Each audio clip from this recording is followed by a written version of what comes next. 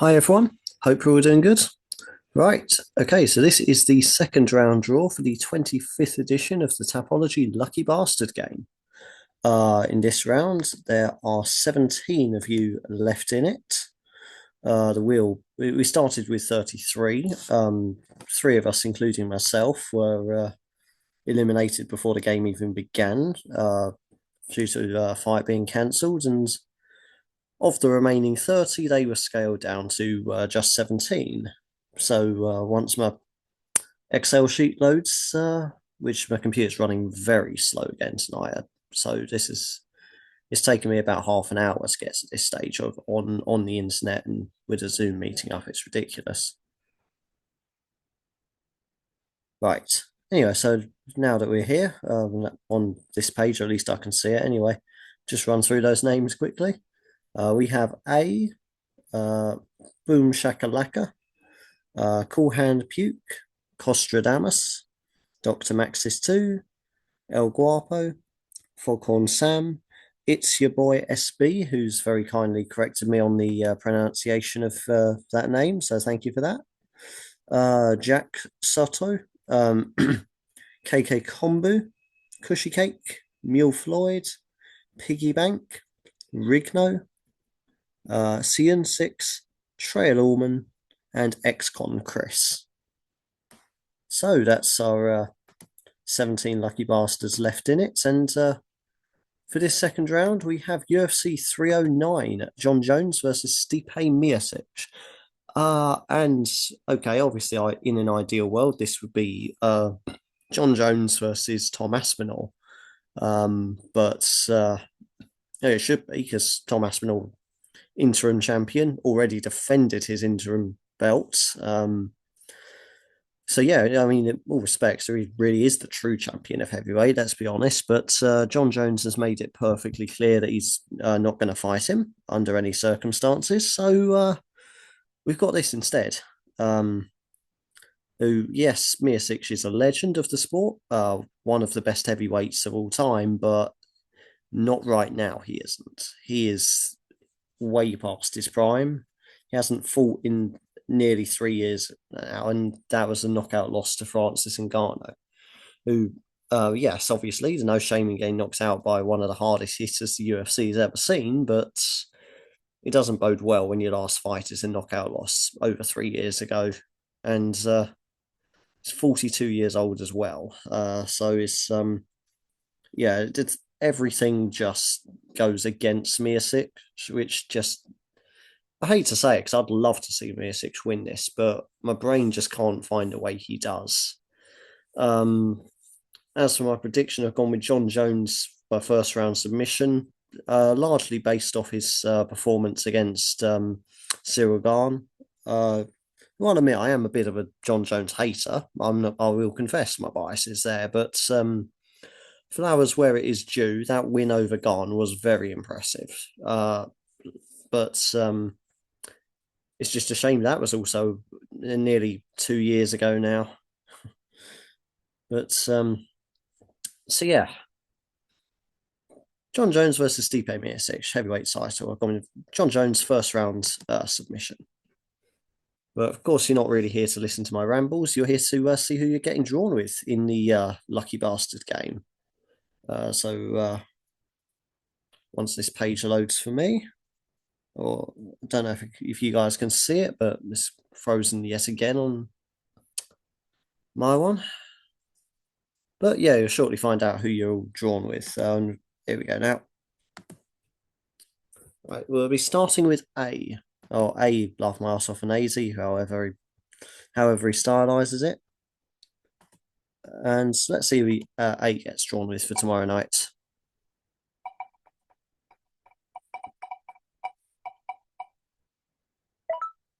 And he gets Charles Oliveira, one of the co-main eventers there. Charles Oliveira for A, laugh my ass off, and AZ. Olivei. There we go. And yeah, I reckon he's going to win that one against Michael Chandler. I've got he won the first match between them by knockout. to be fair, he was losing that fight, I'd say, until he turned it around. But yeah, no, this time I think it is going to be a slightly more convincing win.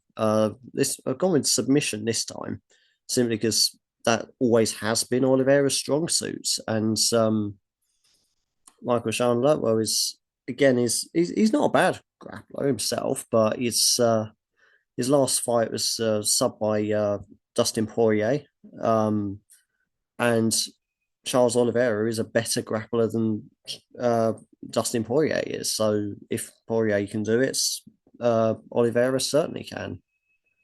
So all in all, I think that's quite a good pick there for a, and he's riding with one of the fan favourites as well. I'm sure we all like to see Charles Oliveira win, don't we?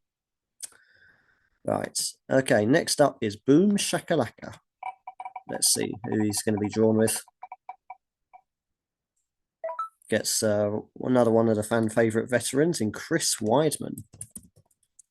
Chris Weidman there for Boom Shakalaka.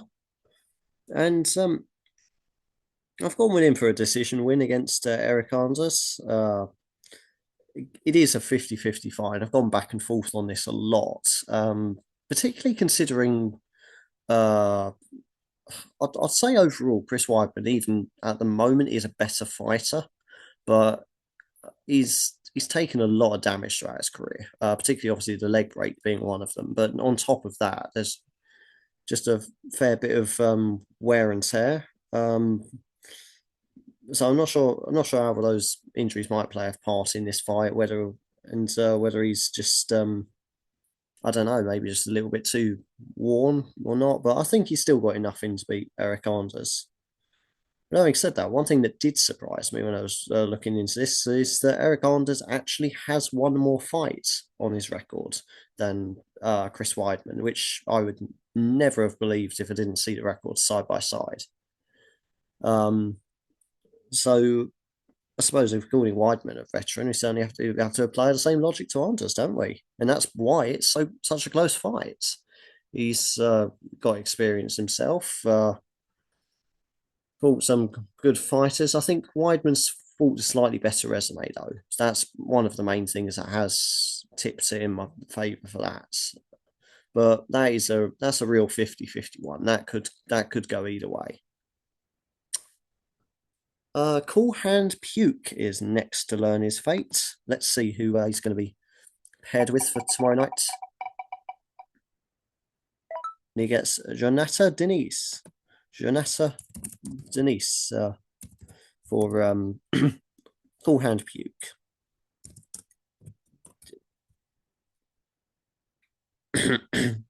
Excuse me. Right, and fuck. Here we go. That's better. Right, so for this one, I've actually gone with his opponent, Marcin Tybura. It's simply mostly based off, again, more experience. This time there is quite a considerable gap in difference. Tybura 25 wins, 9 losses. Denise still undefeated, 8-0, but is still a little bit green in my opinion. We've seen him twice in the UFC, obviously in the Contender Series, and he's been knocking people out left, right, and centre. He's been a fucking wrecking ball going through so far in his career. But Tybura is a hell of a test for him, that's for sure. Especially a heavyweight, where in comparison to heavyweights, of course, he's got a good stamina and fairly good ground game as well. Submission win over Tai Tuivasa last time, which Tuivasa is not exactly a world-renowned grappler. I'll concede that, but still, getting a guy of that size to the ground, keeping him there and finishing him there it would have been more impressive, I suppose, in hindsight, really knocking him out. It's more of a brawler, I suppose. But the point remains, by heavyweight standards, he is pretty good in his grappling, and that's where I think he's going to give Denise his biggest test. So for that, I've gone with Tybura for a second round submission.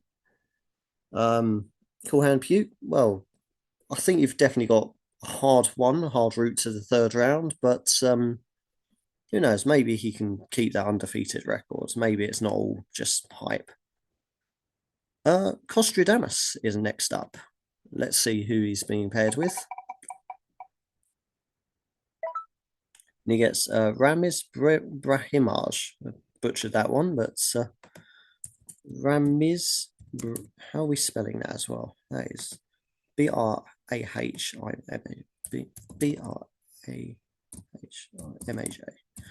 But yeah, Ramiz Brahimaj there for Costradamus. Apologies to him as always for butchering his name. And I do have him to win by decision. Again, another very close fight against Mickey Gall.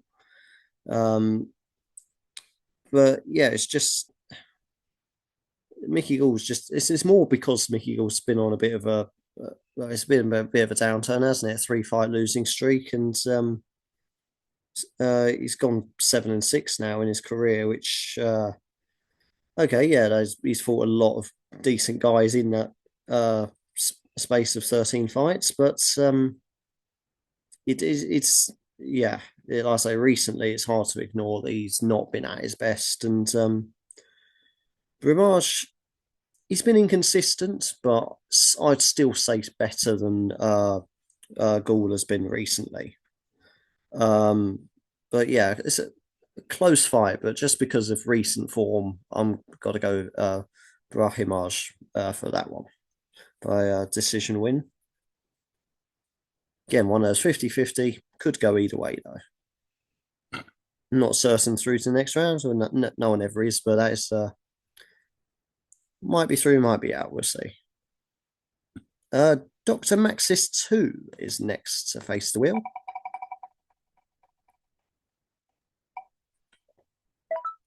And he gets Marcin Tybura, the opponent, obviously, of Jonata Dines and of course, Cool Hand Puke as well. So we're going to have Dr. Maxis 2 versus Cool Hand Puke. So that's at the moment looking to be the unofficial Lucky Bastard Game main event. And yeah, as I've already said, really, I think Tybura's grappling is going to be the deciding factor here. I mean, I've mentioned obviously Denise more of a knockout artist, and to be honest, I think if Denise is going to win, that's how he does it. First round knockout probably. That's his best shot. But Tabura experienced enough, seasoned enough, in my opinion, to weather that early storm. Let Denise gas himself out, and yeah, just sort of finish him from there. Really, take him to the ground. Too tired to grapple. We've seen that.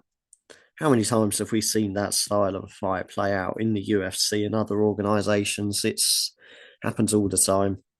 And I think this is just going to be another textbook example of that. So Dr. Max is 2 with what I'd consider to be the favourite in our first head-to-head there. El Guapo next to take on the wheel. Let's see who's El Guapo is going to be rooting for. And he also gets Chris Weidman, just like Boom Shakalaka. So yeah, that's 2 people there with Chris Weidman. And again, as I've mentioned, very close fight. I'm on the fence about that. Siding more with Weidman because of the people he's fought. I am a firm believer that iron sharpens iron, and Weidman has mixed up with the very best in the UFC throughout his run there. So I think that experience, having faced that level of competition, is going to just give him the edge in a fight as close as this. So, yeah, in a 50-50 fight, there's 2. I've got Boom Shakalaka and El Guapo with, I'd say, the slight favourites for that one. So, yeah, not saying it's not certain, but if I had to pick one, it would be Chris Weidman. Okay, so Foghorn Sam is next to take on the wheel. Let's see what the wheel's got in store for Foghorn Sam. And congratulations, Foghorn Sam, you are through to the next round because you've got Bo Nickel. Um, Bo Nickel, one of the biggest, I think probably the biggest favourite on the cards, minus 1,000 in terms of the betting. Then again, he is up against his biggest challenge to date in Paul Craig, but it's still a bit of a stretch to call. I mean, yeah, Paul Craig can cause anybody problems, but Bo Nickel is just um, his grappling is already, I would easily say, one of the best in the middleweight division. Um, if somehow Craig draws him into a brawl of some sorts, that might work in his favor. But really, that's the only way I can possibly see Craig maybe getting a win. But to be honest, he's a one minus 1,000 favorite, and I can see why. He's still green, still only 6-0 compared to Paul Craig's 17 wins, 8 losses, 1 draw. So obviously, Craig's definitely got the more experience without question. Definitely got some more tricks up his sleeve. But even though it's even though Bo Nickel, it's a bit unfair, really, just to call him submission artist because yes, his grappling is his strong point, but as well as grappling to submit people, he's also grappled people into positions of ground and pound and landing strikes on the ground. So he's not. So from his sort of college wrestling, which to be fair, being British, college wrestling is basically non-existent over here, or at least not like it is in America. I'm not something I know an awful lot about, but the way he's been able to adapt from college wrestling to MMA wrestling, it's been impressive, very, very impressive. So yeah, first round submission for Bo Nickel there, and a free pass, I'd say, for Foghorn Sam into the third round. Uh, Now let's see if it's your boy SB will be as lucky.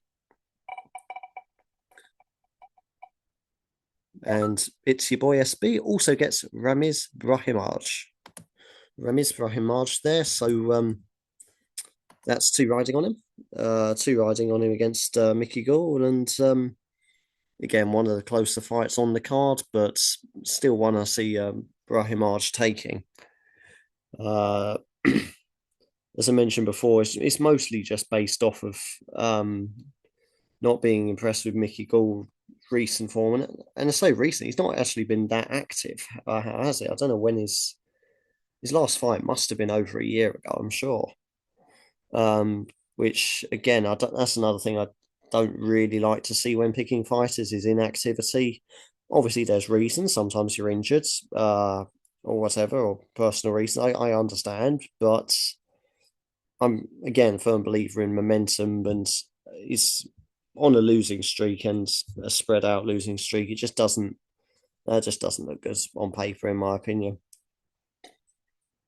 But if he's at his best, no reason why he can't sneak a decision win. But I still think Brahimaj is rightfully the slight favourite for that one. Jack Soto next to learn his fate from the wheel. Let's see what the wheel's got in store for Jack. And he gets the talk of the town, John Bones Jones, which, strictly speaking, from a completely unbiased point of view, I do think that is a free pass into the next round. So that is one of the luckier ones that you can hope for, because I just don't see any way Miocic really wins this. If I'm being completely honest, Miocic's best strength is probably his wrestling. But John Jones has proved time and again that he is more than capable of grappling with people. He's more BJJ rather than strict wrestling. It's a completely different style, of course, but he's certainly effective with it. So any kind of wrestling offense that Miocic tries, I think John Jones will have the counter for that. John Jones, obviously, even when we're just talking the basic physicality, he's younger. He's well, yeah, he's like I say, younger, taller. He's it just kept himself. Obviously, Miasic's also in great shape as well. But I mean, Bones, even though they've both been inactive, John Jones rather has been the more active of them. Uh, and by all accounts, he is very has been taking this fight very seriously in terms of training. So credit where it's due for that, I suppose. But yeah, it could end by knockout, could end by submission, but I don't think it ends any other way than with John Jones getting his hand raised. So next up is KK Kombu. Let's see who KK Kombu will he be as lucky as Jack Soto, or um, not quite as lucky there. Mickey Gall, that gives us I suppose just like that, it makes that the new main event, I guess. Lucky Bastard Game main event. The opponent of Ramiz Brahimaj, which obviously Damas and It's Your Boy SB are both riding with. Brahimaj, again, yeah, like I say, it's that he's the favourites, but I'm making him the favourite simply because I've just not been impressed by Mickey Gall's performances as of late. So, like I say, I've already gone over that a few times with the inactivity, 3-5 losing streak. It just doesn't look good for him, to be honest. And while Brahimaj isn't exactly on fire himself, he's got so his last 5 actually go loss, win, loss, win, loss. So you've no idea what kind of version of him's going to turn up in that cage tomorrow night. But most times out of 10, he beats Mickey Gall. So that's what I'm basing it off. But it is still one of the closer fights. It's just the KK Kombu's got the I would consider to be the slightly weaker side of that draw. Okay, moving on to Cushy Cake now. Let's see who Cushy Cake is riding with for tomorrow's night's action. And he gets Jonathan Martinez. Jonathan Martinez, therefore, Cushy Cake. And another one I've got to win, this time by decision against Marcus McGee. And again, this I know I bang on about experience versus inexperience, but again, this is another one where it does make a difference. 19 wins, 5 losses compared to for Jonathan Martinez compared to Marcus McGee's 9-1 record, which I suppose you could argue that's a better looking record, but it's still 10 fights compared to the 24 of Martinez. That's 14 more fights worth of experience, and that's hard to overlook. Obviously, in his last fight, Martinez lost a decision to Jose Aldo, but Jose Aldo's always been one of the best, even in his later years. Even now, he's still there or thereabouts in the bantamweight division. Maybe not necessarily the first or second challenger for the belt, but definitely causing trouble for anyone in the rankings in the bantamweight. And it wasn't because Martinez didn't look bad in that fight at all. It was just that Aldo was much better. Rolled back the years in some respects. But he has had a decent string of wins before that, before the Aldo fight. So I think it's not too much of an ask for him to bounce back here. So yes, that's mostly why I've gone with Jonathan Martinez for that, and hopefully Cushy Cake will. I don't know what the odds were for that fight, but he should be the favourite if he isn't, and I think that is a very likely ticket through to the third round for Cushy Cake. Right, Mule Floyd is next to take on the wheel. Let's see Let's see who Mule Floyd gets drawn with. And Mule Floyd is through to the third round, ladies and gentlemen. He has Bo Nickel as well, just like Foghorn Sam. So yeah, that is two riding on the Bo Nickel first class express to the third round. Um, yeah, like I say, the only real disadvantage against him is the lack of experience. But from what I've seen so far, he's got the technicality to negate that difference in experience. That's just one of the things to weigh up as well. When you're talking about experience this, experience that, but you also got to consider the raw skill of the fighters. And it's been a while since we've seen somebody with the wrestling credentials of Bo Nickel, if we have ever. I know he's been very good at college wrestling. And I know obviously it's more than just it's just weird because I just don't understand American college sports at all. It's a completely alien concept. Over here, if you were playing football for your local university, you'd be lucky to get your parents to turn up for that. Whereas college sports in America tend to be a massive deal for some reason. That is an alien concept to me, but it's a big deal. The standards are very, very high, and Bo Nickel, from what I gather, is one of the best to do it in his state, certainly, or at his university or college or whatever. So yeah, he's and that's really that's really been his whole base of getting into MMA. Really made his debut on the Bloody Contender series, if I'm not mistaken. That's how highly rated they are. I don't. I really need to do more research into American college sports culture because I just don't understand that phenomenon. Um, I suppose with a bit more research, that made me appreciate Bo Nickel even more. Um, but uh, but anyway, it's a free ticket to the next round. I got a bit carried away there with my. I swear, only I could ramble about my lack of knowledge of a subject. That is just what, incredible. Right. Anyway, Piggy Bank next to face the wheel. See who the wheel's got in store for him. And he gets Vivian Arujo. Vivian Arujo there for Piggy Bank. Vivian, is it one N or T? I think it's just a one N. I am butchering the spelling of this one. I probably butchered the pronunciation of well, so apologies for that.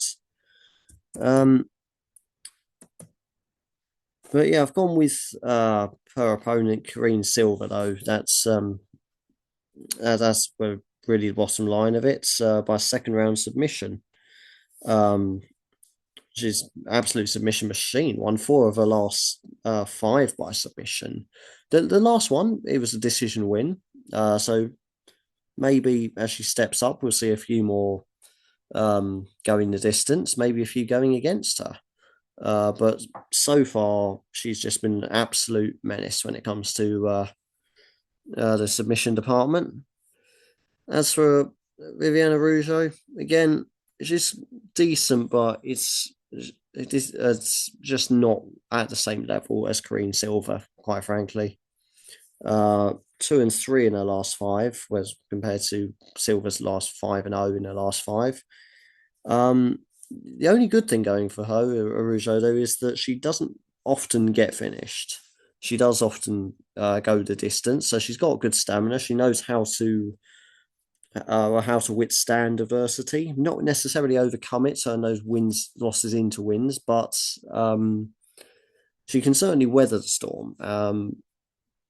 So who knows? Might again could very well take Silver the distance, but even in that case, I still see Silver winning a fairly wide unanimous decision. And for the purposes of this game, it really doesn't matter how your fighter wins, just that they win.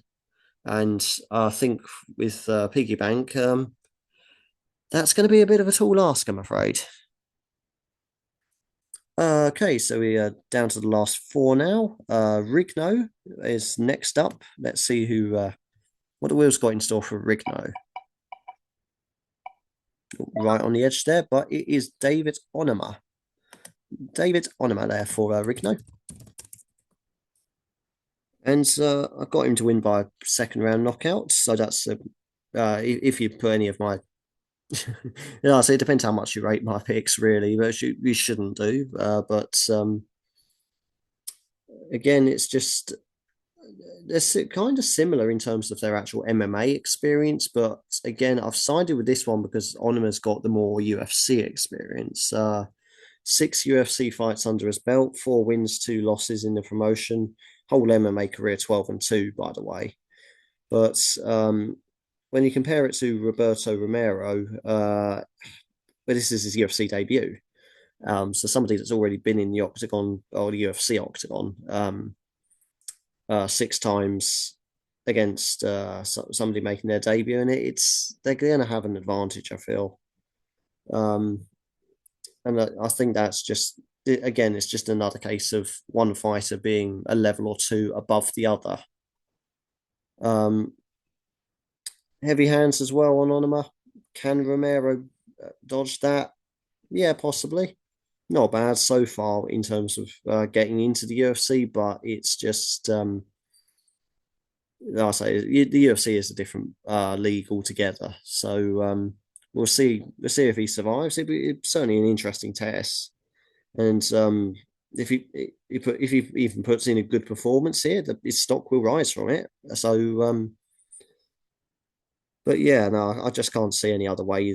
Uh, other result than a David Onama win, which I suppose what Rigno would want to hear.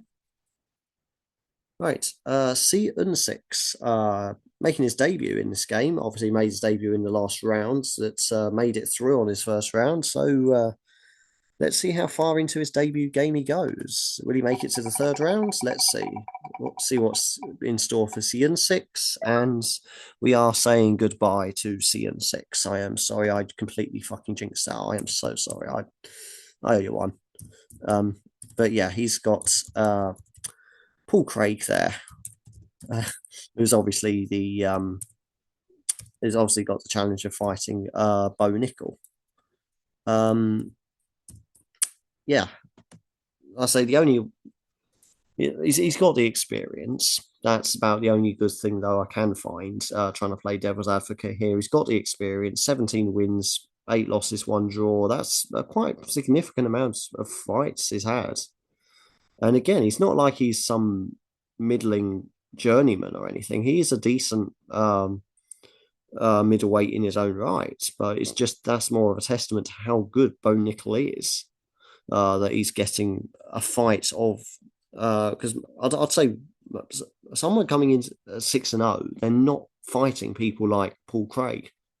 They're just not. So that's more of a testament to how good Bo Nickel is.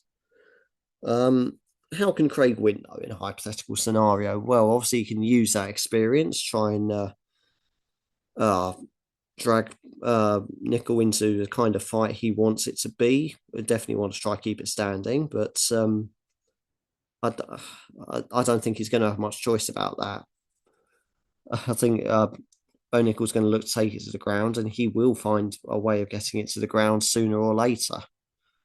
Um, but who knows? Maybe if he can survive, he can potentially grind out a decision win, but it's just not likely, I'm afraid. Okay, so let's see if there's some better news in store for Trail Allman, who is next to learn his fate. And he gets Michael Chandler.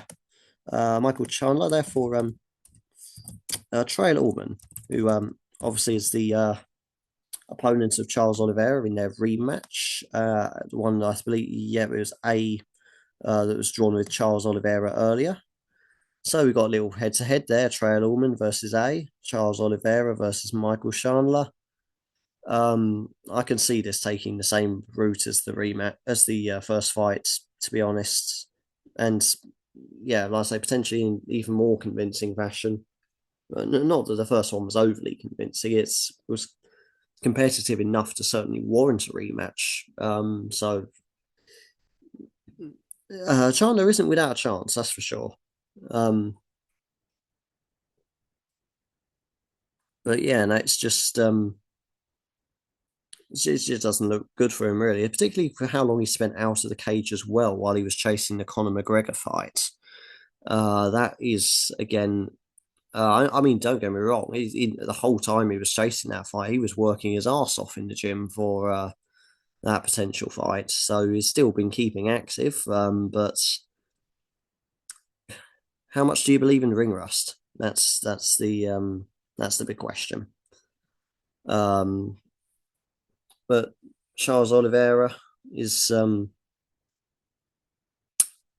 guess okay. So it's not had necessarily the best string of results recently, but he's been staying active.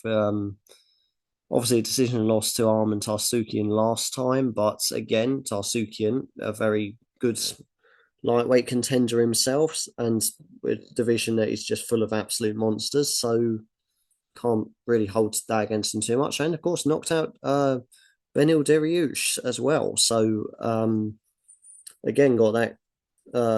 Lastly, still got the power in those hands. That's what Chandler's problem was last time. But unfortunately for Trail Allman, I do think Chandler's got his work cut out here. Okay, and finally, we're on to the last one. I'm sure you're all pleased to hear that. Is ex-con Chris. Let's see what the wheel was going to do. And we're going to end it with one of the main eventers, John Jones, and who, barring Bo Nickel, of course, is one of the easiest rides you can get into into the next round. Which, yeah, it's shame he's not fighting Aspinall, but at least he is fighting now. At least he is back in the cage, and against Miocic, who hasn't been active at all for the last 3 years, really. 42 years old as well. It's nothing is looking in his favour on paper. He's got his legacy, don't get me wrong, and his heavyweight legacy is undoubtedly better than John Jones's heavyweight's legacy. And to be honest, I think greater than it's ever going to be, even if he does fight Aspinall or maybe one or two other contenders. I think Miocic always will have the better legacy heavyweight. So it's not like beating an older version of Miocic proves that you're better than Miocic in his prime. Not at all, because in his prime, I'm taking Miocic all day long. But this isn't the case. And to be honest, it's one of the worst headline events I've seen from the UFC for a long time, in my opinion. To be honest, I think if it wasn't for the Jake Paul versus Mike Tyson circus going on right now, which I've no intention of watching, by the way, this would easily go down as one of the worst main events of the year in terms of the matchmaking. As it turns out, because of that little circus, it's not even the stupidest event this weekend. But and that's saying something. But all in all, though, as far as X1 Chris is concerned, he's got John Jones. I can't see him losing. As much as I'd love him to lose, and I'm absolutely rooting for Miocic, I just can't see any way John Jones loses tomorrow night. Okay, so that concludes the second round draw. So if we just bring it back to the Excel sheet, hopefully it loads a little bit quicker than it did earlier. That's woken up a little bit. We have A with Charles Oliveira. We have Boom Shakalaka with Chris Weidman, Cool Hand Puke with Janota Diniz, Costradamus with Ramiz Rahimaj, Dr. Maxis 2 with Marcin Tybura, El Guapo with Chris Weidman, Foghorn Sam with Bo Nickel, It's Your Boy SB with Ramiz Brahimaj, Jack Soto with John Jones, KK Kombu with Mickey Gall, Cushy Cake with Jonathan Martinez, Mule Floyd with Bo Nickel, Piggy Bank with Vivian Araujo, Rigno with David Onama, Sion 6 with Paul Craig, Trail Allman with Michael Chandler, and Excon Chris with John Jones. Okay, So that concludes the second round draw for the 25th edition of the Tapology Lucky Bastard game. And all that really leaves me to say now is good luck to all of you lucky bastards in this. Good luck to everyone watching for your Tapology picks, especially if you've got any bets on this card. Good luck with that. Try and beat the bookies. You always like to see that happen. And we'll see how many of you make it through to the third round. But until next week, so long for now.